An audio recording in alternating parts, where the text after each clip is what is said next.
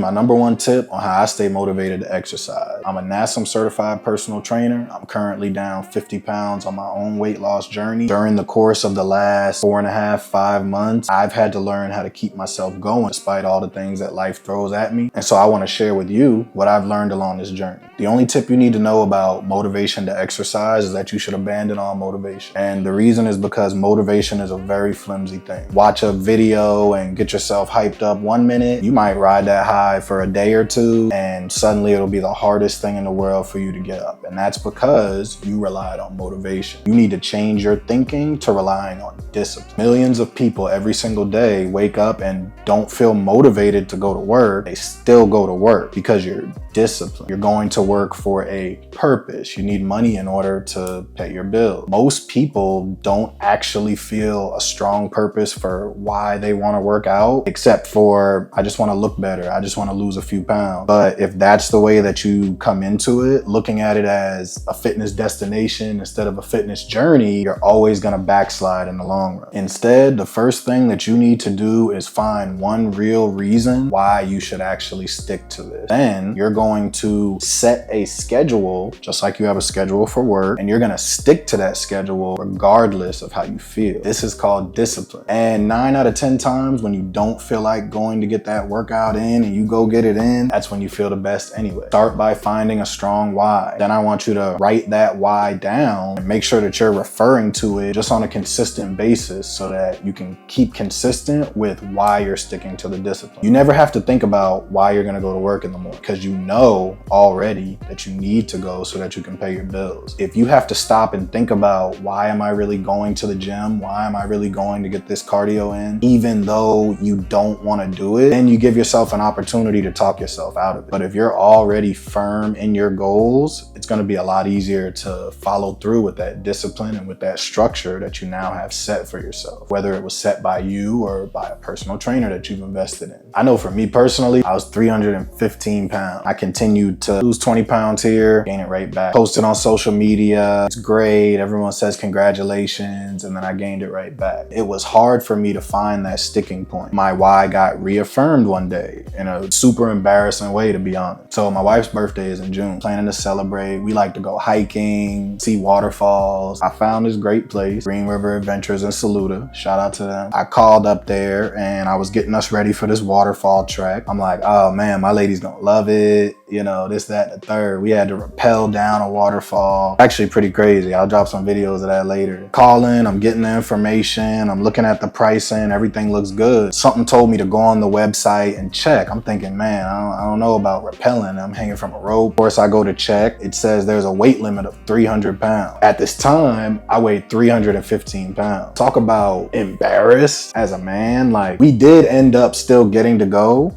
I ended up calling just to confirm. And the guy was like, nah, we just put that on there because the typical 300-pound person is not going to be in shape enough to get through this. If you're saying that you can fulfill the physical requirements, go ahead, go for it. I got there, we went through it, it was dope. I was terrified because in my mind, he didn't know what he was talking about. He just wanted the money and it was gonna break anyway. But the point that I'm making is that was a breaking point for me, because when I first saw that there was a weight limit and realized that I was too high above it to meet the requirement before we would have been able to go. Talk about embarrassing, a hit to my pride. Here's something that I have the ability to do for my wife for her birthday that I know she's gonna love. I almost messed it up because of something that's completely controllable. Completely controllable. My weight, diet, my lifestyle at the time. That for me became a driving force in what later led to me finally creating and sticking to a plan in the month of July. That's when I officially got started. And I'm proud to say that since then, I've finally been able to get off and keep off a large amount of weight. And I have no plans on stopping anytime soon. I take that experience, that emotional experience that I had, I write it down. I'm not using it as motivation. I'm using it as discipline, because because I'm not negotiating with myself anymore. Now I'm looking at this thing that I wrote down when I was in that certain frame of mind. So even when I'm tired, even when I don't feel like it, this is necessary. This isn't just about you. This is about what you can do for your wife and any future children. This is about you missing out on potential life experiences because of something that you can control. And when I look at that, doesn't matter how I feel, I need to do this. It's like I need to go to work to get money and pay my bills. I need to go to the gym. I need to eat this 80-20 diet. I need to get healthier so I can live longer for the people that I love and that love me. My number one tip for staying motivated: abandon all motivation, find you a powerful why, stay disciplined. If you found this video helpful, hit that like, hit that subscribe.